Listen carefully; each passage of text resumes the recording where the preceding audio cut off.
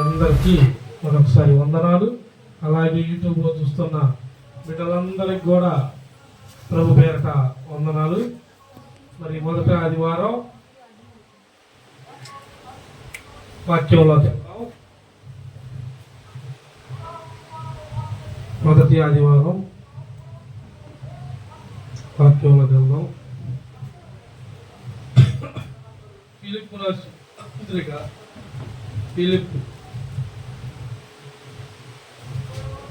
మొదటి అధ్యాయం 11వ వచనం. ఫిలిప్పీలు రాసిన పత్రిక మొదటి అధ్యాయం 11.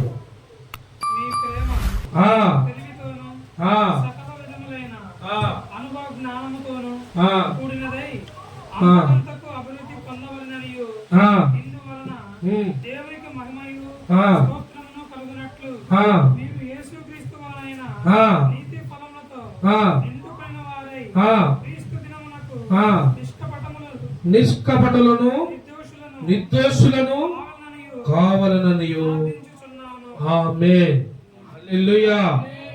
ఫిలిప్పీయులకు రాసిన పత్రిక మొదటి అధ్యాయం 11వ వచనంలో దేవుడు అంటే పౌలు గారు చదువుతున్నాడు. ఎవరు చదువుతున్నాడు? పైన మొదటి వచ్చిన చూడు. ఫిలిప్పులో ఉన్న క్రీస్తు యేసునందరి సకల పరిశుద్ధులకును అధ్యక్షకులకును పరిచారకులకును క్రీస్తు యేసు దాసులైన పౌలును తిమోతియు శుభమని చెప్పి వ్రాయునది. అంటే సంఘం అందరికి సేవకుడు చెబుతున్నాడు. ఏమని చెబుతున్నాడు? యేసు క్రీస్తు వలనైనను నీతి ఫలములతో నిండుకొనిన వారై క్రీస్తు దినమునకు నిష్కపటులను నిర్దోషులను. నిష్కపటులను నిర్దోషులను అంటే ఏంది? నిష్కపటులు నిర్దోషులు అంటే ఏంది? అసలు ఏ కపటము ఏ దోషము లేకుండా ఉండాలని పౌలు సంఘానికి చెబుతున్నాడు. సంఘంలో ఎవరెవరు ఉన్నారు? మొదటి వచనంలో పరిచారకులు, అధ్యక్షకులు, పరిశుద్ధులు అందరికి కలిపి పౌలు తిమోతి గారు చూస్తున్నాడు. ఏ రకంగా ఉండమని చెబుతున్నాడు? అదే ఫిలిప్పీయులకు రాసిన పత్రిక 2వ అధ్యాయం 5వ వచనం నుండి చూడు, 4 నుండి చూడు. 4 మీలో ప్రతివాడును తన సొంత కార్యములు మాత్రమే గాక ఇతరుల కార్యములను కూడా హల్లెలూయా క్రీస్తు యేసునకు కలిగిన ఈ మనసును మీరును కలిగి ఉండుడి. 6 ఆయన దేవుని స్వరూపమును కలిగిన వాడయుండి దేవునితో సమానముగా ఉండుట విడిచిపెట్టకూడని భాగ్యమని ఎంచుకొనలేదు గాని మనుషుల పోలికగా పుట్టి దాసుని స్వరూపమును ధరించుకొని తనను తానే రిక్తినిగా హల్లెలూయా.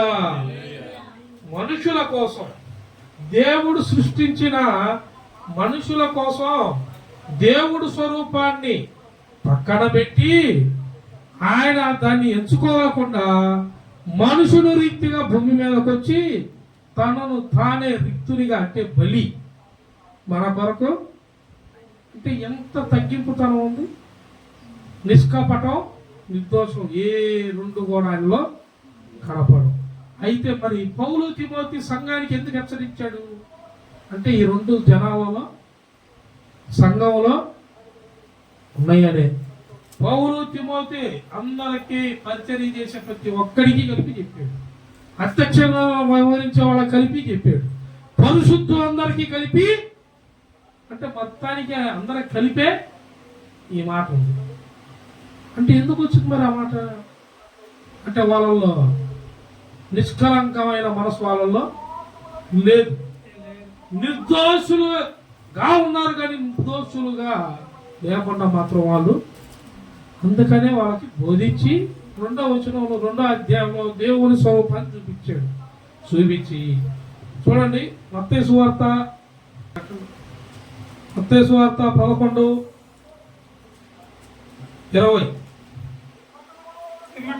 ఆ, ఏ ఏ పట్టణములలో ఆ, ఆయన విస్తారమైన అద్భుతములు చేసెనో ఆ, ఆ పట్టణముల వారు ఆ. మారు మనసు పొందకపోవుట వలన పొందకపోవటం వలన ఆయన వారినిట్లు ఆయన వారిని ఇట్లు గద్దింప సాగెను. ఎందుకు సాగాడు? అద్భుతాలు చేశాడంట, ఆ కార్యములు చేశాడంట. చేసి వారిలో ఏమీ లేదు, మారు మనసు అంటే మంచి హృదయము, లోబడే హృదయము వారిలో లేదు. లేకే ఆయనే గద్దించాడు ఉంది. ఏమని గద్దించాడని కూడా ఉంది. మీరు చదువుతారంటే చదవండి. 12:21 ఏమనుంది? అయ్యో అయ్యో కోరాజీనా, కొరాజీనా, అయ్యో బెత్సయిదా, మీ మధ్యన నీ మధ్యను చేయబడిన అద్భుతములు తూరు సీదోను పట్టణములలో చేయబడిన ఎడల ఆ పట్టణముల వారు పూర్వమే పట్ట కట్టుకుని బూడిద వేసుకొని మారు మనసు పొంది యుందురు. కానీ మీకు మాత్రం బుద్ధి జ్ఞానం లేదు. మీకు మాత్రం బుద్ధి జ్ఞానం, మీలో మారు మనసు, అద్భుతాలు సూచక్రియలు ఎన్నన్నా చేయని, నేను మీతో నడిచినా నడవకపోయినా మీలో మాత్రం ఎటువంటి మార్పు లేదండి. ఎటువంటి మార్పు లేదు. కొంతమంది అసలు బాప్తిస్మం అంటేనే తెలియదు. కొంతమందికి ఎప్పుడో పెళ్లిలో బాప్తిస్మం తీసుకున్నాం, చిన్నప్పుడు తీసుకున్న బాప్తిస్మానికి అర్థం తెలుసా? తెలియదు. తెలియకుండానే ప్రభు బల్లాలో చేస్తారు.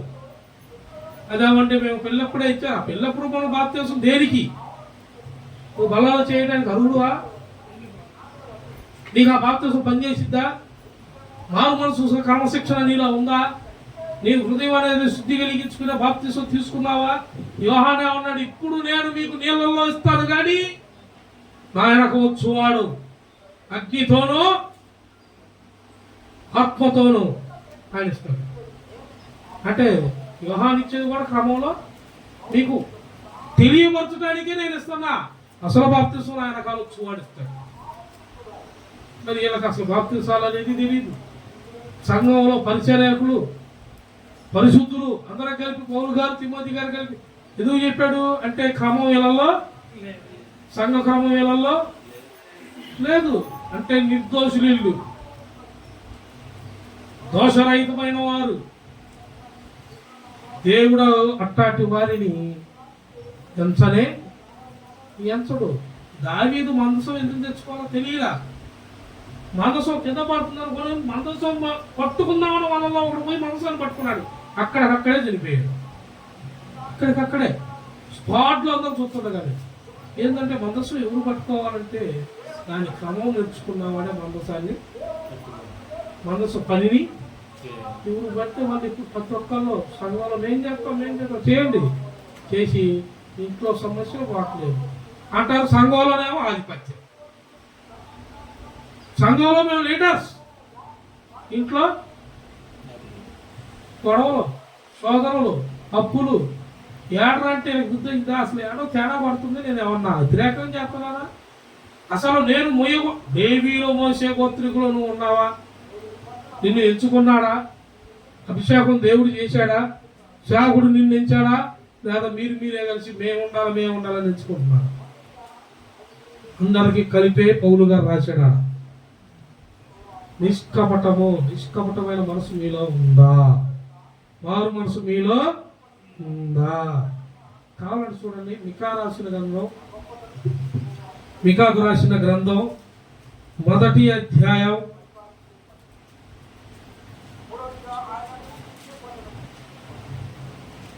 2వ వచనం చూడు.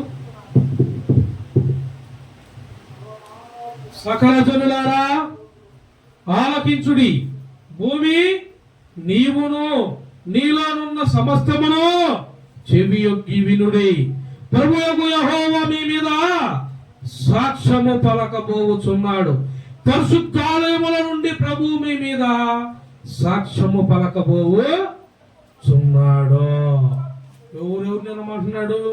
సకల జనులారా ఆలకించుడి, భూమి నీవును నీలోనున్న సమస్తమును ఏం పెట్టినారంట? చెవి పెట్టి ఎనరిల్లు వాక్యం వింటారు కానీ బయట కూర్చొని ముచ్చట్లేస్తారు.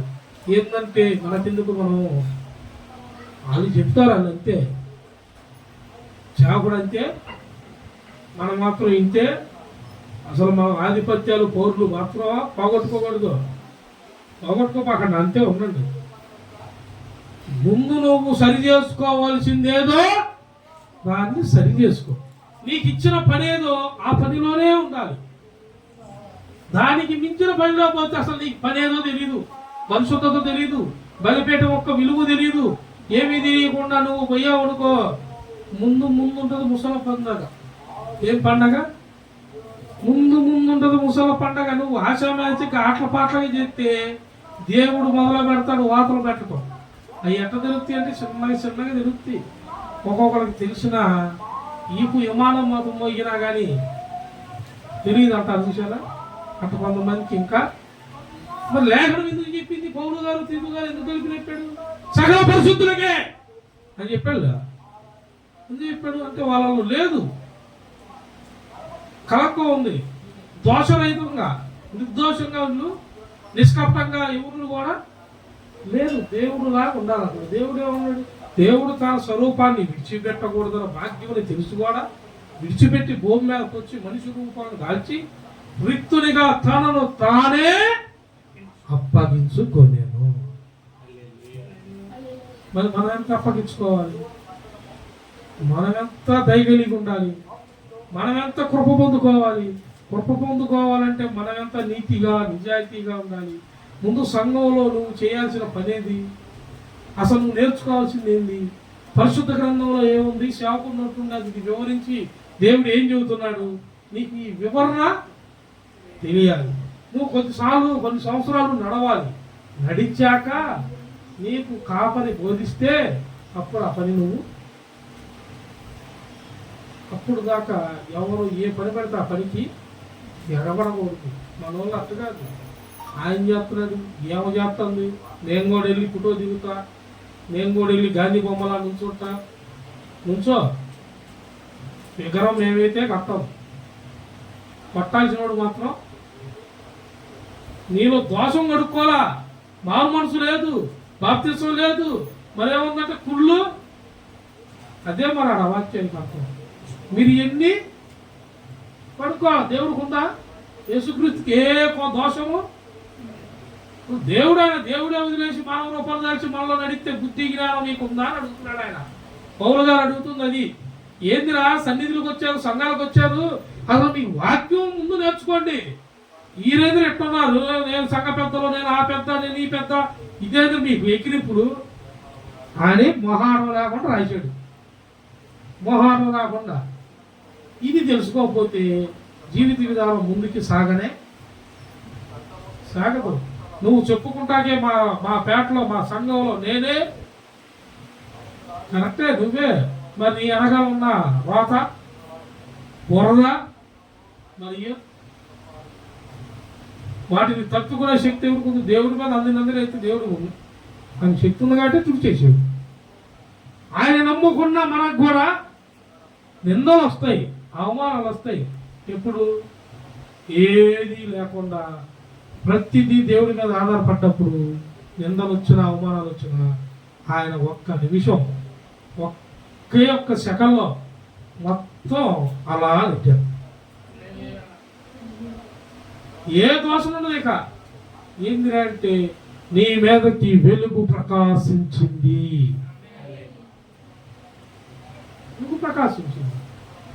అందుకే సాక్ష్య జీవితాన్ని దేవుడు చాలా జాగ్రత్తగా ఈ సాక్ష్యాన్ని కాపాడు. మీకు ముందుగా కావాల్సింది సాక్ష్య జీవితం. సంఘంలో నీవు ఏ రీతిలో ఉంటున్నావు, సంఘ విధానంలో ఎలా ఉంటుందో, నువ్వు నీ పరిశుద్ధత ఎలా ఉంది, నీ నడవడిక ఎలా ఉంది, నీ పనితీరు, మాట తీరు, సమస్తము ఎలా ఉంది, ఎన్ని తెలుసుకోవాలి. తెలుసుకుంటాకే సంఘం. సంఘాన్ని అలిగిపోయావు అనుకో, వచ్చేది ఏంటిది? నీకు అసలు ఏమీ తెలీదు. నువ్వు ఏడన్నా కానీ అదే. నీకు కావాల్సింది ఏంది? మెప్పులు, ఘనతలు. ఈ మెప్పులు ఘనతలు దేవుడి దగ్గర చదువుదే. దేవుడే ఉన్నాడు తెలుసా? నీ కాడ 2 అంగీలు ఉన్నారా? ఎవరన్నా నిన్ను ఒక అంగీ అడిగితే మొహాటం లేకుండా మనోళ్ళు డబ్బులు చూపించి పోతారు. దేవునికి స్తోత్రం కలుగును కాక. డైరెక్ట్గా ఒరిజినల్ భాష ఆంగ్ల భాషలో చెబుతున్నాను ఏమనుకోకంటే అదే కాదు నిజమా కదా. డబ్బుంటే అబ్బా ఇయ్యకుండా దాబట్టి దేవుడు స్వయం చూపిపోతుంది ఎగస్ట్రాలు చేస్తే తీసేస్తా నీకు 2 కిలో అంట చూడు కావాలంటే. మత్తయి సువార్త 3:10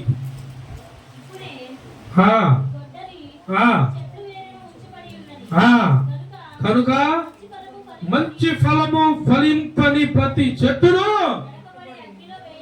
ఆడేస్తారంట. నేను చెప్పానా లేఖనం చెప్పిందా? మరి మీ బతుకులు ఎట్లా ఉన్నా? నేను అట్లా పౌరు గారు సంఘాన్ని అడుగుతున్నాను. పౌరు గారు సంఘాన్ని ఇది అసలు ఎక్కడ మొదలైంది? పోయిన ఆదివారం స్టార్ట్ చేశా. ఏ వాక్యం చెప్పాలి ఎవరైనా? సువార్త గుర్తున్న వాళ్ళు చెప్పాలి. ఎవరికి గుర్తుంది?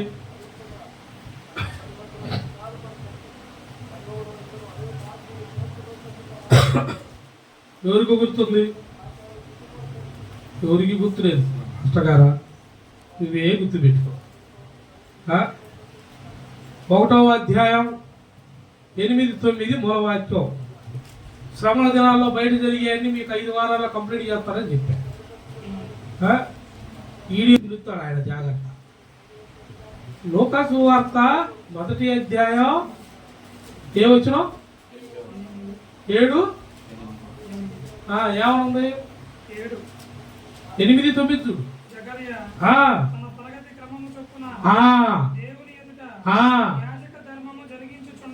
ఏ ధర్మం జరిగిస్తున్నాడు జకరయ్య? దేవుని దగ్గర యాజక ధర్మం. దాని మీద మీకు పోయిన ఆదివారం అదే క్రమం ఈ లెంట్ డేస్ బయట జరిగేది నేను చెబుతానని చెప్పాను. దాని మీదే ఇది కూడా. ఆడేమో యాజక ధర్మం, ఇక్కడేమో జీవన విధానం, నీ జీవిత సాక్ష్యం.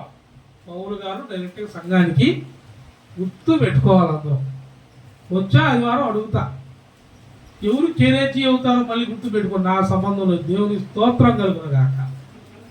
5 వారాల్లో 1 వారం అయిపోయింది. 2వ వారం ఇంకా 3 వారాలు ఉందా? 3 వారాలు ఎవరు దేవుని బిడ్డలుగా ఉంటారో పరిశుద్ధులుగా వాక్యం అడగాలి చెప్పాలా.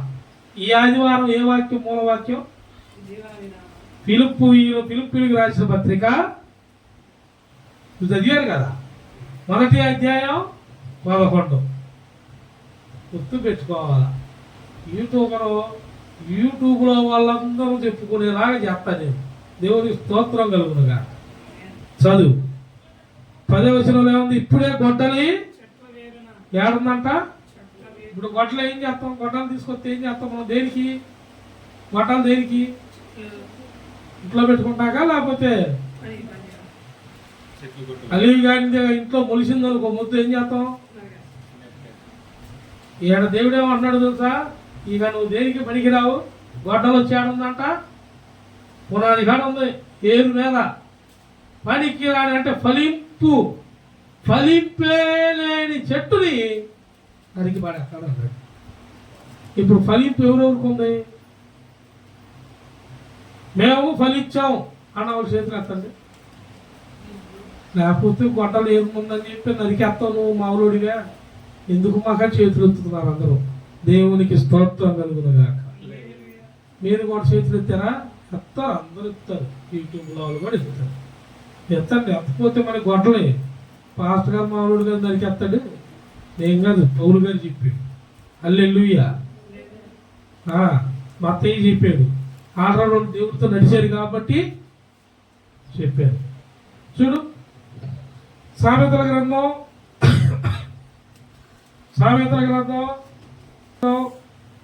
17వ అధ్యాయం. పాపం మొహంగా పేస్తుంది. ఎవరు చూపి బాగండి ఆడతాడు. 17వ వచనం.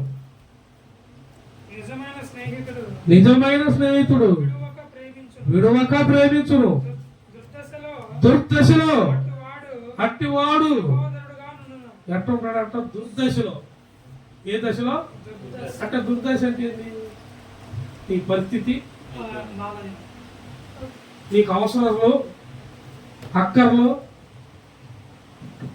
మంచి స్నేహితుడు నీతో ఉన్నవాడే అన్నీ ఉన్నప్పుడు ఉన్నవాడు కాదు. నీ కాడ ఏమీ లేనప్పుడు, నువ్వు బాధల్లో ఉన్నప్పుడు నీతో ఉన్న ఆ స్నేహితుడు ఎవరు అంటే, తనను తానే దేవుని స్వరూపాన్ని వదులుకొని భూమి మీదకి వచ్చి నీ కొరకు నా కొరకు వ్యక్తునిగా మారిపోయి, అంటే మరణం, శిలువ మరణం పొందాడే ఆయనే నీ నా స్నేహితుడు. ఆయన నిజమైన స్నేహితుడు. నేను ద్రాక్ష, నా తీగలో, నా తోటలో నాలో ఎవరైతే ఉంటారో వాళ్ళు ఫలిస్తారు. లేకపోతే ద్రాక్ష తీరు ఫలించిద్దా? నువ్వు సరైన పోషణ ఆహారం లేదనుకో, చెట్టు కాయలు వచ్చిద్దా? చెట్టు పెరిగిద్ది, కాయలు పక్కన వాళ్ళు అంటారు యాడ్ నుండి తెచ్చాం చెట్టుని, ఒక్క కాయ లేదు. తెచ్చి ఎన్నాళ్ళైంది, చెట్టు పెద్దదైంది, కాయ లేదు. ఆడవాళ్ళు చెట్టాటి బాధలు బాగా తెలుసు. పెళ్ళైన తర్వాత 2-3 సంవత్సరాలు కూడా గర్భంలో లేదని ఏమంటారు? ఏంటంటే కాయ కానీ, పండు కానీ, పలావ్ కానీ, భోజనం కానీ వద్దు అనాలని పెద్దది. ఎవరికి? ఎవరికి? అడిగించుకునేవాళ్ళు. అడిగే వాళ్ళకేమో ఎన్నెన్న అడుగుతారు, నోట్లో నాలుకేట ఎన్నెన్న ఎత్తారు. కాయ కాయ కానీ, పండు కానీ ఏంటమ్మా 3 సంవత్సరాలు 5 సంవత్సరాలు వాళ్ళు ఏం చేస్తారు? వాళ్ళకే బాధ ఉంటుంది. కానీ వీళ్ళు ఇంకొంచెం ఎటకారం. అదే దేవుడు అనేది. పౌలు గారు అడుగుతున్నాడు అదే, మీలో దోషం లేకుండా ఉన్నారా? మంచి నిర్దోషంగా, నువ్వు అసలు ఏ దోషం లేకుండా ఉంటే, కపటం లేకుండా ఉంటే నువ్వు మంచోడి. నువ్వు అవతలోడు కోసం ప్రాణం ఇస్తావే కానీ అవతలోడు ప్రాణాన్ని నీవు కోరవు. అవతలోడు మోసపోవాలి, అవతలోడు పడిపోవాలి, అవతలోడు కూరుకుపోవాలి, నేనే బాగుండాలనేవాడు వాడు మంచివాడు, మంచి స్నేహితుడు, మంచి యజమానుడు. నువ్వు మంచి యజమానుడు కాడ పని చేయాలంటే నువ్వు చేస్తావు జీవా. ఎందుకు? నీ యజమానుడు నిన్ను గౌరవిస్తాడు, ధనం ఇస్తాడు. నువ్వు చేసే పనికి రూపాయి కూడా దాచుకోకుండా నీ డబ్బులు నీకు, అదే నేను పని చేసుకొని డబ్బులు ఇవ్వకుండా తిట్టడం కొట్టడం చేస్తున్నావు వాడికాడ నువ్వు ఉంటావా? 1 రోజు ఉంటావు, 2 రోజులు ఉంటావు, 1 నెల ఉంటావు, 2 నెలలు ఉంటావు. ఎన్ని నెలలను భరేస్తావు? డబ్బులు ఇవ్వకుండా నిన్ను టార్చర్ పెడితే నువ్వు ఉంటావా? ఉండవు. కానీ దేవుడు అంటున్నాడు, నేను నిజమైన స్నేహితుని, నీ అవసరాలలో కూడా నేనే, నీ శోధనలో కూడా నేను నిన్ను విడవను. నేను విడవను. నేను ఎప్పుడు నీకు తోడుగాను ఉంటాను, మీకు నీడగాను. ఎందుకంటే మీరు నాలో ఉన్నారు, నాతో ఉన్నారు, నేను మీలో ఉన్నాను కాబట్టి మీరు ఫలిస్తారు. హల్లెలూయా. నువ్వు ప్రభు బల్ల అంటే ఏంటనుకుంటున్నారు? అదే ప్రభు బల్లాలు. ఇక్కడ చేసే అర్హత లేనివాడు బయట ఉన్నాడు, అర్హత ఉన్నవాడు రాలేదు. వాళ్ళు చెప్పమంటే ఏం చెబుతారు? వాళ్ళ బాధ వాళ్ళు చెబుతారు. కానీ బాధ ముఖ్యమా, ఇక్కడ అర్హత ముఖ్యమా? ఆడొచ్చిన శ్రమను చెప్పుకొని ఇంట్లో ఉంటావా? ఏడ నీకు ఎప్పటికి దొరకని అమూల్యమైన దేవుని శరీరంలో రక్తంలో తీసుకున్నటకు నీవు ముందుకు వస్తావా అంటే, అదే ఏ కపటము లేనుడేమో చర్చిలోకి వెళ్తాడు, సన్నిధానంలోకి వెళ్తాడు. ఎందుకంటే ఎవరికి దొరకని కృప నాకు దొరికింది అని వెళ్తాడు. కానీ నిందలో సాకులు చెప్పుకునే వాడికి మొదట ఆదివారం లేదు, 3వ ఆదివారం లేదు, వాడి రాకడ దాకా కూడా వాళ్ళు తెప్పలు. మరి అంతే. మనం ఏం చేస్తాం? బతికున్నంత కాలకు నేను ప్రార్థన చేయకపోతే అసలు ఆ ప్రార్థనే చేయడం అంటారు. ప్రార్థన చేస్తే ప్రార్థన చేస్తాడు ఏదో తగ్గట్లేదు అంటారు. నువ్వు కట్టకుంటున్నావా? నువ్వు కట్టకుంటే అన్ని వేళ నా ప్రార్థన నీ మీద. నువ్వు కట్టకలేదనుకో, దోషం నీలో ఉందా నాలో ఉందా? ఇంది ప్రభు ఉపవాసం డైలీ ఉండి ప్రార్థన చేస్తుంటే ఎంతో మందికి కార్యాలు జరిగించావు. ఇప్పుడు దాకా ఏమొక జరిగించి ఇప్పుడు ఎందుకు ఏ కార్యం జరిగించట్లేదని అడిగితే నీకేం తెలుసురా? అలా బండారో నాకు తెలుసు అక్కడ. అది ఏదో రోజు బయటికి రానే, అది నీ నోటి నుండే వచ్చింది. అందుకే దేవుడి దగ్గర ఎట్లుండాలంటే, మనం ఎప్పటికప్పుడు మన దోషములను పాపములను ఒప్పుకొనుట నరులకు ఎంతో మేలు. అందుకే అన్నాడు యెషయా గ్రంథంలో అన్నింటిలో ఏమనుంది? కీర్తనకారుడు ఏమన్నాడు? నరులను నమ్ముకున్నట కంటే యెహోవాను ఆశ్రయించుట మరి మేలు, ఉత్తమం అది. ఇహలోకములోను పరలోకములోను శాశ్వతమైన స్నేహం అది. అండ్ నేను దేవుణ్ణి, మీరు నా శిష్యులు, మీరు ఆడుండాలి ఏడుండాలి అన్నాడా? అసలు నువ్వు బాధల్లో ఉంటే తండ్రి అన్నాడు. నీకు ఆప్యాయత లేకపోతే నేను స్నేహితుడిని అన్నాడు, ప్రేమికుడిని అన్నాడు, నేను రాజును అన్నాడు, నా ఆధిపత్యాన్ని వదిలి నీ కోసం వచ్చాను ఈ భూమి మీదకి అన్నాడు. అంతటి స్నేహితుడు మనకు దొరికాడు. మరి మనం అంటున్నావా? ఏ కపటమో నీలో ఉంది చూసుకో. స్నేహితుని మోసం చేస్తున్నావు, రాజులకు రాజును మోసం చేస్తున్నావు, ప్రభువులకు ప్రభుని నీవు మోసం చేసి దోష సహితమైన బతుకు నువ్వు ఇంకెన్నాళ్ళు బతుకుతావు? దేవుడు అంటాడు, నేను నీ దగ్గరికి ఎదురు చూస్తున్నా, నీ ముందు వచ్చి నుంచున్నా, నీవు నన్ను దాటి వెళ్ళలేవు. ఎందుకంటే ఇది రాగల సమయం. ఇక నువ్వు దాటి వెళితే నిన్ను కాపాడువాడు ఎవ్వడు కూడా. ఇది మంచి సమయం, ప్రతి ఒక్కళ్ళం దేవుణ్ణి చూసే సమయం. ఇప్పుడు మారు మనసు పొందిన వాడు ఇక నిత్య జీవానికి పాత్రుడు. హల్లెలూయా. చూడండి, ఏప్రిల్కి రాసిన పత్రిక, ఏప్రిల్కి రాసిన పత్రిక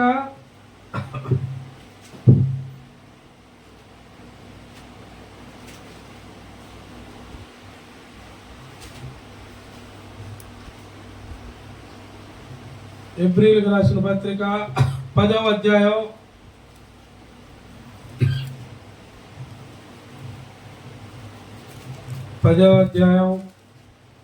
35వ వచనం.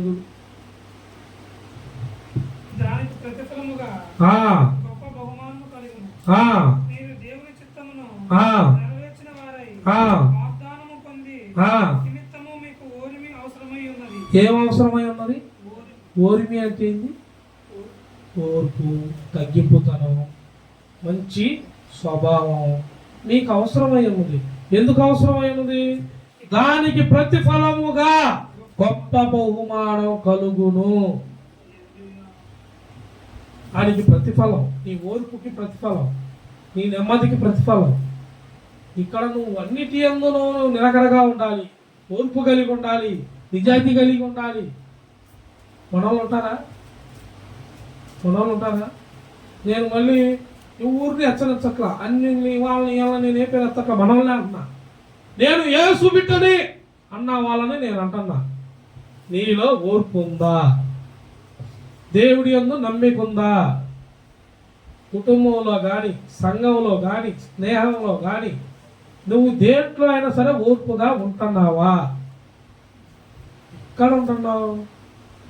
దేవుడు అన్ని వేళలా ఉన్నవాడు, చూడువాడు, చూచువాడు, కాయువాడు. నువ్వు నిద్రపోతావే కానీ ఆయన మాత్రం నిద్ర పోడు. మరి నువ్వు ఎందుకు మోసం చేస్తున్నావు? దేవుడు అంటున్నాడు, మీరు మోసం చేస్తున్నారు, మిమ్మల్ని నేను నిత్యము చూస్తున్నా, మీరు ఇక్కడ ఉన్నట్టు అక్కడ ఉండటంలా మీకు మంచి ఫలము కలుగుటకు నేను ప్రయాసపడుతున్నా, మిమ్మల్ని నడిపించడానికి పరిశుద్ధాత్మ దేవుణ్ణి మీకు అప్పగించాను. కానీ మీరు పరిశుద్ధాత్మ దేవుణ్ణి దుఃఖపరుస్తున్నారు. దుఃఖపరిచినోడికి మంచి ఫలము దక్కదు. మంచి ఫలము దక్కదు. ఎందుకు దక్కదు? ఎందుకంటే నేను ఫలింపు అనేది నేనే. ఫలింపున్నవాడు 30 గాను 6 గాను 100 గాను ఫలిస్తాడు. ఎందుకంటే మీరు మంచి సాక్ష్య జీవితం. వారికి సంఘంలోనూ మంచి సాక్ష్యం ఉంది, ఇంటిలోనూ మంచి సాక్ష్యం ఉంది. వారి మీద విరోధులు కూడా సాక్ష్యం ఇస్తారు. ఫలానా వాడి జోలికి పోయాను, ఫలానా రోజు నోరు జారాను, ఫలానా మాట అన్నాను, ఆనాడు అన్న మాటకి దేవుడు నాకు బుద్ధి. గోల్డ్ మంది చెప్పలా? మనల్ని అన్నా ఉంది. మిమ్మల్ని అన్న వాళ్ళు ఎంతమంది ఇవాళ నోరులు ఎలా పెడతా ఉంటారు అనేవాళ్ళు. అందుకే అన్నిటివే వదిలేటివే. ప్రభువా, నేనైతే కత్తికి కత్తి, పన్నుకు పన్ను, కర్రకి కర్ర. కానీ నేను మౌనంగా ఉంటే నీ విచ్చు గద్దింపుకి ఎవడైనా తీర్పులోకి వెళ్ళాల్సిందే, లెక్క చెప్పాల్సిందే. గద్దెంపుకు లోపడినోడిని ప్రభు అసలు లెక్క కూడా. అందులోనూ ఆయన బిడ్డలు, ఆయన మీద నమ్మకం ఉన్న బిడ్డలు తోలొస్తే అంత తేలిక వదిలేస్తాడు అండి. ఒరే నువ్వు మన శాంతిగా నాకు అప్పగించావు కదా, హాయిగా అర్థం చేసుకొని 3 పూటలు తిను. ఎన్ని పూట్ల? ఇదివరకు 2 పూటలు తిన్నావు దిగులుతో. దిగులు మానేయి, నాకు అప్పగించావు కదా, ఇప్పుడు 3 పూటలు తిను. చూడు వాళ్ళ సంగతి నేనేం చేస్తాను. గొట్టలేడుంది, చెట్టు ఏరునా నరికెత్తి చెట్టు నిలబడిద్దా? కింద పటస్థం లేదనుకో, బలం లేదనుకో, ఎంతలో మాలైనా సరే నేను పడాల్సింది. ఇదే దేవుడు చెప్పింది. గొడ్డలి చెట్టు ఏరున రెడీగా ఉందంట. మంచి ఫలము ఫలింపన వాడు నరికి వేయబడతాడు. నీకు ఎన్ని సంవత్సరాలమ్మా? ఎన్ని? 65 సంవత్సరాలు. ఆ వీడియో ఉందా? బాప్తిస్మం ఇచ్చిన వీడియో ఉందా? దేవునికి స్తోత్రం. లేదంటే కెరేజీనాన్ని పిలవాల్సి వచ్చేది. హల్లెలూయా. ఉంచాడు వీడియో, బతికిపోయింది. ఒక 65 సంవత్సరాలు వచ్చింది. నీతో పాటు వాళ్ళు ఇంకా తెలియని వాళ్ళు ఉన్నారు కదా, దేవుని తెలుసుకున్న వాళ్ళు, వారు మనసు పొందిన వాళ్ళు ఉన్నారా? పొందనోళ్ళు, బాప్తిసం పొందనోళ్ళు, ఊరక యేసును వాడుకొని మరి మాకు సంబంధం లేదనే వాళ్ళు. అవసరాలకే యేసు, అవసరం తీరితే మన దేవుడు ఆ దేవుడు. అవసరం వచ్చినప్పుడు నిజం ఆయన యేసేనమ్మా, ఏదైనా కానీ సమర్థుడమ్మా. యేసు ప్రభు వారే మంచి దేవుడు. అవసరం తీరాక 65 సంవత్సరాలు వచ్చాక బాప్తిసం తీసుకోండి. ఏముంది ఆ రోజు బాప్తిసం ఇచ్చే రోజు? అసలు నేను అడగక ముందే అసలు నేనే వచ్చాను, నేను యేసు ప్రభువునే నమ్ముకున్నాను మొత్తం చెప్పేస్తాను. ఇంక నేనేమడిగి నిన్ను ఎవరైనా బలతం పెట్టారో అన్న వాడక ముందే చెప్పేస్తుంది. నువ్వే నమ్మావంటే నేనే నమ్మాను, ఆయన చెప్తే ఊర్లేరంటుంది. ఇంక నేను చేయాల్సిందేంది? ఉంచి అదొక్కటే చేశాను. హల్లెలూయా. మరి ఆ జీవిత సాక్ష్యం ఆమె చెబుతుంటే మనం ఎందుకు? తెలుసుకుంది, నమ్మింది. 65 సంవత్సరాలు వస్తే వచ్చింది, కనీసం ఇప్పుడైనా నమ్మింది. డైరెక్ట్ పరలోకానికి వెళ్ళిద్దా లేదా? అదే ఎప్పుడు కూడా నమ్మకపోతే ఏ కప్పం లేకుండా వచ్చి కూర్చుంటుంది. 10 కిలోమీటర్లు జర్నీ చేసి వస్తుంది. 10 ఉంటుందా మనకి? 8 వేసుకుని అయితే ఉంటుంది కదా మనకి. 8 కిలోమీటర్లు ఇంచుమించు చర్చి కాడి నుండి వాళ్ళ ఇంటికి 65 సంవత్సరాలు మానకుండా వస్తుంది. కొట్టు చేపట్లో. హల్లెలూయా. 65 సంవత్సరాలు. మళ్ళీ ఆమెకి గూని అసలు ఆమె వస్తుంటే మనం అదే పోస్ట్ ఆమె పుట్టో తీసి పోస్ట్ పెట్టండి, సిగ్గు తెచ్చుకోండి అని పెట్టండి. దేవుని స్తోత్రం. లైవ్లో చెబుతున్నా, ఇది వినేవాళ్ళకి కూడా తెలిసి ఆమె ఫోటో తీసి పెట్టండి. అంత వయసు వచ్చినా వస్తుంది ఆమె చూడు కొండెక్కింది. చూసారా? వెనకాల వచ్చింది ఎవరు? ఇజ్రాయెల్ అమ్మ వచ్చింది చూడు. ఆమె కూడా ఆ కొండెక్కింది. ఆమె అసలు కర్ర లేకపోతే నడవలేదు. ఆ తెచ్చి అక్కడ అప్పుడు ఉన్నదా పెట్టి తెచ్చి కడిగి రావడానికి ఇబ్బంది. ఇక కొండెక్కింది. దేవునికి స్తోత్రం కలుగును కాక. మొన్న పాస్టర్ గారు అంటున్నాడు, నేను డైలీ పరిచయం అయ్యాడు. అక్కడ ఉన్నాడు సెంటర్లో, చిన్న హోటల్ పెట్టుకున్నారు సాయంత్రం పూట సేవకులే. ఆయనకి నేను పరిచయం అయ్యాక ఇద్దరం మాట్లాడుకొని నేను చర్చికి వెళ్తా వచ్చేసా. మళ్ళీ రిటర్న్ వెళ్ళేటప్పుడు ఆగి పలకరించి ఇంటికి వెళ్ళిపోయా. మళ్ళీ రెండో రోజు కనపడ్డాడు. కనపడితే సాక్షి ఎత్తున్నాడు, నాతో మాట్లాడి ఇంటికి వెళ్ళి ప్రార్థన చేసుకొని సేవకురాలు ఇద్దరు పడుకున్నారంట. దేవుడు ఆయన దర్శించాడంట. దర్శించి, నీవు మాట్లాడిన వ్యక్తి ఎవరో తెలుసా? అందరిలాంటి సేవకుడు కాదు, నేను ప్రత్యేకంగా అందరికన్నా ఎక్కువగా అభిషేకం ఇచ్చుకున్న నా దాసుడు అని చెప్పాడంట. ఆయన నాకు సాక్ష్యం చెబుతున్నాడు నా గురించి. దేవుడు ప్రభువే మాట్లాడాడంట డైరెక్ట్గా దర్శనంలో. అన్నా నీకు తెలీదు, నీవు గుంటూరు నల దిశలా ఎటు చూసినా తలమానికగా పైనున్నావు. అసలు నీ చర్చి దర్శనంలో ఎంత ఉందో తెలుసా? ఇప్పుడు కాదు, త్వరలో నువ్వు చూస్తా ఉన్నాడు నన్ను. నువ్వు నాకు తెప్పితే అందరూ చెబుతావు, నాకు మాత్రం చెప్పకు. నాకు ఫస్ట్లో చెప్పాడు, ఇంక నేను వదిలేసా. ఇప్పుడు చెప్పట్లా, నా చెప్పడం అందరికీ చెబుతున్నాడు. అంటే నేను దేని మీద ఉన్నా? నీ పని ఉంది, ఆ పని మీద ఉందో. ఇప్పుడు మళ్ళీ మధ్యలో ఈయన చూపిస్తే అప్పా ఇప్పుడు వచ్చింది అని అడుగుతావు. ముందు అది రావాలంటే నువ్వు చేయాల్సిన పని, నువ్వు ఆల్రెడీ పని చేస్తున్నావు కదా, ఈ పని సాగి, ఈ పనికి ప్రతిఫలమే త్వరలో నీకు ఇచ్చేది ఆ గొప్ప కార్యం. హల్లెలూయా. ఆ రోజు చూస్తారు అందరూ, మనం ఇలా చూస్తున్నారు. రేపు ఇంకా గొప్పగా ఆ రోజు ఇజ్రాయెల్ కూడా దొరకడు జనాలకు. ఏడున్నాడంటే పట్టుకడితే ఆడుకో వెళ్ళిపోయి ఉంటాడు ఆట వాళ్ళమ్మ. ఇయ్యాలన్నా పెట్రోల్ పనికి పోయాడని చెప్పిద్దాం. మన కూడా చెప్పాడు, ఇంకొద్ది రోజుల తర్వాత నీ కొడుకు దొరుకుతాడే నీకన్నా. ఈ చర్చిలో షెడ్ వేయం అందరం కలిసి, ఒక పక్క స్థలంలో షెడ్ వేసుకోవటం, వరుస గదులు కట్టుకోవాలి ఏ సునామంలో. ఇక లేచిన కానీ మందిరమే మన బతుకు. స్తుతి స్తోత్రం, ఇంకోటి లేదు మనకి. కమ్మగా సాంబార్ కాసుకుందాం, అన్నం వండుకుందాం, 3 పూట్ల తిందాం. ఏంటంటే ప్రార్థన చేసుకుందాం. మధ్యలో కావాలంటే గోంగూర, మాంసం లేదు, ఉత్త గోంగూర. మళ్ళీ మాంసాలు అనుకుంది అప్పుడప్పుడు పెడతాలి ప్రభు చిత్తం అయితే. మాంసం మానేద్దాం అని చెప్తుంది ఎందుకో ఈ మధ్య. అందుకే నేను తొందరగా వెళ్ళట్లా. జనం వచ్చిన కానీ అసలు సభపడింది బాగా. కుమారి గారు హోటల్లో కారప్పొడి తిని ఇడ్లీ కారం, రోజు 2 ప్లేట్లు ఇడ్లీ, సాయంత్రం 11ంటికి. దేవుని స్తోత్రం కలుగును గాక. చూడండి, రోమిలికి రాసిన పత్రిక 8వ అధ్యాయం. రోమిలికి రాసిన పత్రిక 8వ అధ్యాయం 24-25. ఏలయనగా మనము నిరీక్షణ కలిగిన వారమై రక్షింపబడితిమి.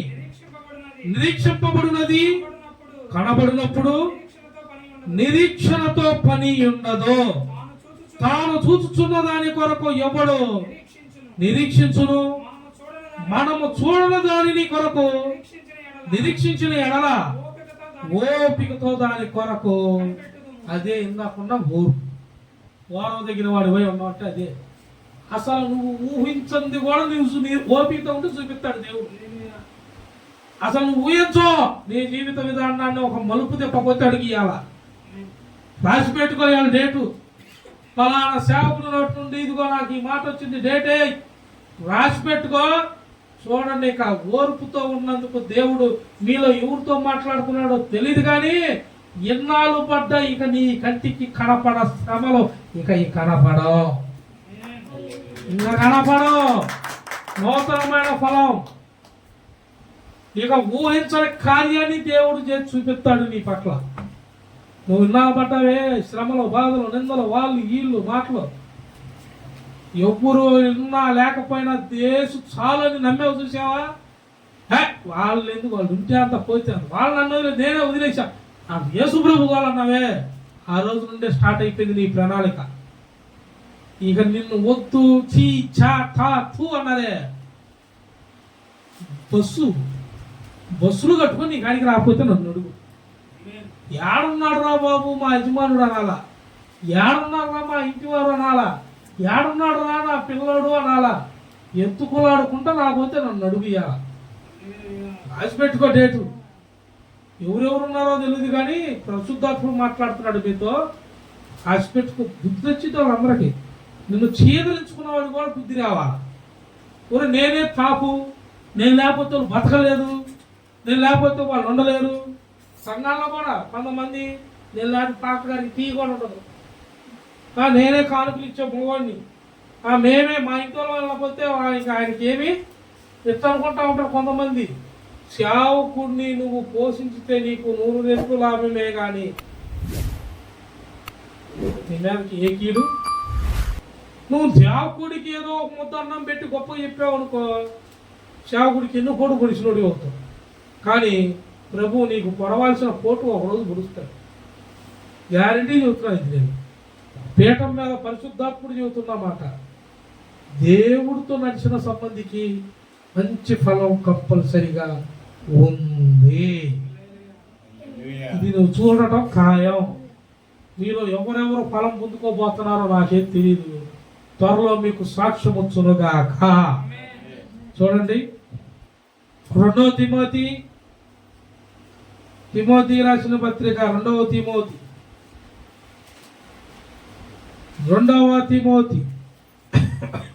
4వ అధ్యాయం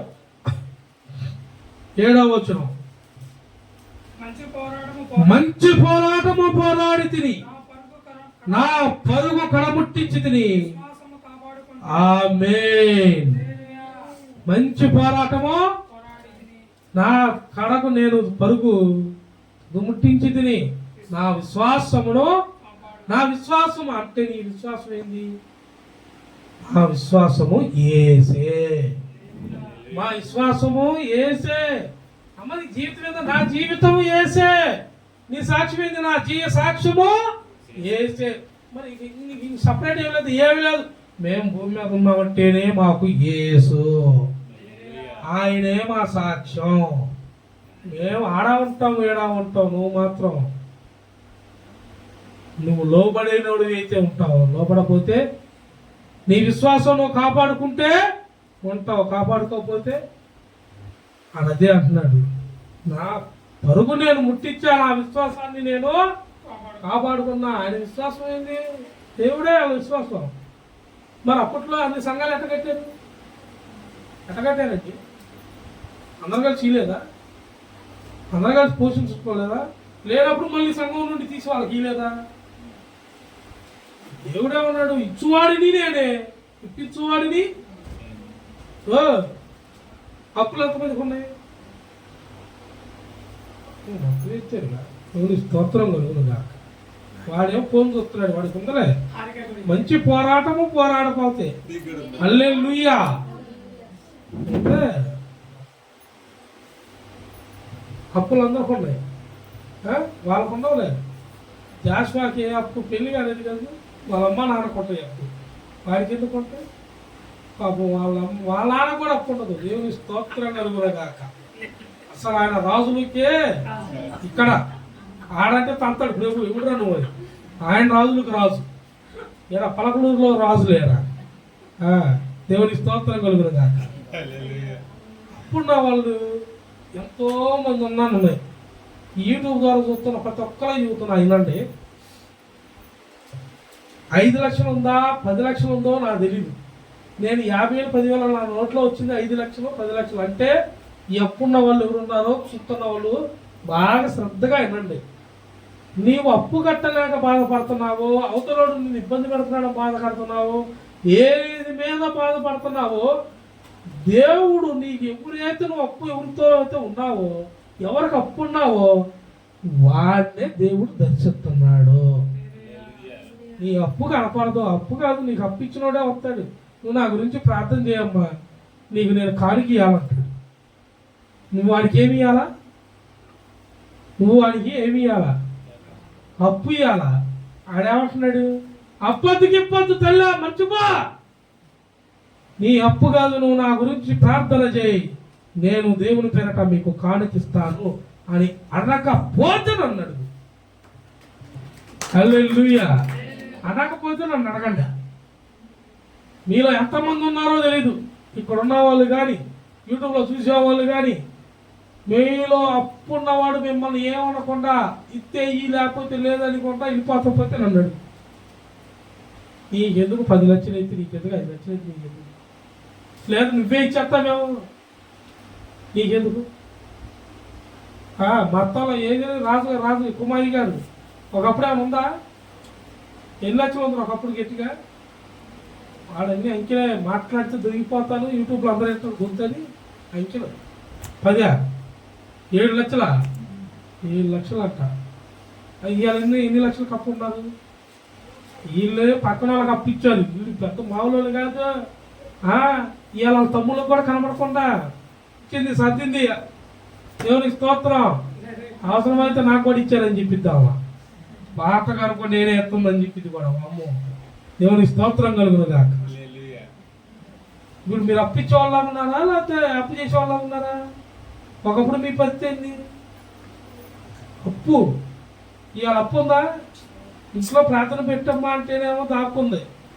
ఇవాళేమో ప్రార్థన కంటేనేమో గబగబా వస్తుంది. అదేమంటే నేను ముందు అంటుంది. అన్నిటికీ నేనే ముందు అంటుంది. అన్నిటికీ కాదమ్మా, కొంతమందికే, కొన్నిటికే. స్త్రీ పాత్ర సంఘంలో ఈ పాత్ర ఎవరికి ఏది ఇచ్చారో, ఎవరు ఏ పని చేయాలో పౌలు గారు ఫిలిప్పీ పత్రికలో అదేగా చెప్పాడు. పరిసయ్యులు, పరిశుద్ధులు అంటే ఎవరు చేసే పని వాళ్ళు? బాప్తిసం తీసుకున్న వాళ్ళే పరిచర్య చేసేది, బాప్తిసం తీసుకునే వాళ్ళే అన్ని పనులు చేసేది. ఈయనగాక వీళ్ళ మీద ఇంకొంచెం పరిశుద్ధులు అంటే పరిశుద్ధులు అని ఉందిగా, అంటే వీళ్ళు ఇంకో స్థాయికి వెళ్ళిపోయారు, ఇంకో మెట్టికేసారు. వాళ్ళకు కూడా చెప్పాడు, మీలో నిష్కామట ఏ దోషం లేకుండా మీరు ఉండాలి, జీవించాలి అని. మరి మనం జీవిస్తున్నామా? జీవించాలి. జీవిస్తే నిశ్చయముగా ఈ నెల ఇదేమే మొదటి రోజు, ఇవాళే 1వ తారీఖు, రాసి పెట్టుకో. ఇదే నెలరా? ఇదే నెలరా అంటే 3వ నెల. జనవరి, ఫిబ్రవరి, మార్చి. బాగానే ఉందా? హల్లెలూయా. నిద్రమొప్పులు లేవు, అందరూ బాగానే ఉన్నారు. డౌట్ వచ్చింది, నిద్రపోతున్నాను. 3వ నెల గుర్తు పెట్టుకో. ఈ 3వ నెల రాసి పెట్టుకో. ఈ సంవత్సరం ఆఖరికల్లా ఎవడెవడు ఏ ఇబ్బందులు ఉన్నా ఆ ఇబ్బందులన్నిటి నుండి దేవుడు విడిపించును గాక. మీ సాక్ష్యాలు బహు గొప్పగా అనేకులు చూచుదురుగాక, అనేకులు వినిపించుదురుగాక. బలమైన వాక్యంతో నింపబడి పరిశుద్ధాత్మ దేవుడు మిమ్మల్ని బలంగా వాడుకొనును గాక. ఆమేన్. చివరగా మాట చెప్తే ఏనండి, దేవుడు ఏం చేయమన్నాడంటే పద్ధతిగా మనల్ని విశ్వాసంతో ఉండమన్నాడు. పరిశుద్ధంగా అవతలోడు ఏందని అన్నాయి. నువ్వు ఒక్కసారి గొంతు వచ్చింది అంటే దేవుడు ఆజ్ఞిస్తేనే ఆ గొంతు కూడా వచ్చింది. కాబట్టి ఆ గొంతు కూడా కంగారే పడబాకు. అవతలోడిని ఏ రూపంలో బెదిరియాలో నువ్వు అనుకుంటావు, నిన్ను వాడు చూసి నిన్ను బెదరడని. నీలోకి దేవుడు వచ్చాడు అనుకో. దావీదును చూసి ఎవరు భయపడ్డారు? గొలియాతు ఎన్ని అడుగులు ఉన్నాడు? 6 ఉంటాడు. దావీదు ఎన్ని అడుగులు? 16 సంవత్సరాల బాలుడు. 16 సంవత్సరాలే, గొర్రెలు కాసుకునేవాడు. ఆడ సైన్యం ఉంది, పెద్ద పెద్ద సైన్యం, యుద్ధం చేసిన సైన్యమే భయపడింది గొలియాతుని. ఈడ కత్తి లేదు, ఒడిస పట్టుకుని పోయాడు దావీదు. ఇందిరా నువ్వు, నేను ఎట్ట కనపడతా, కుక్కననుకున్నాను ఇంది, నాగానికి వచ్చావు అడిగాడు గొలియాతు. గురించి ఎవడైతే నాకెందుకు, నా దేవుడు ముందు ఎవడైనా. హల్లెలూయా. కాబట్టి భయపడబాకండి, ఏదైనా భయపడబాకండి, విశ్వాసంతో ప్రార్థించండి. బహు గొప్ప కార్యములు అందరం చూచుదాము గాక. ప్రతి ఒక్కరూ మీ మారు మనసు నిమిత్తం పొందిన బాప్తిసాన్ని కాపాడుకోండి. సాక్ష్య జీవితంలో ఉండండి, మంచి జీవితాన్ని కాపాడుకోండి. దేవునికి రూపంగా మిమ్మల్ని సృష్టించాడు కాబట్టి, దేవుని స్వరూపంలో మీరు ఉన్నారు కాబట్టి, దేవుడి దయ యందును మనుషుల దయ యందును మీరు వర్ధిల్లుదురుగాక. ఆమేన్. ఈ వాక్యము మన హృదయంలో భద్రపరచునుగాక. ఆమేన్. ప్రేయర్ చేసుకుందాం. ప్రేయర్కి ముందు బల్ల ఉంది.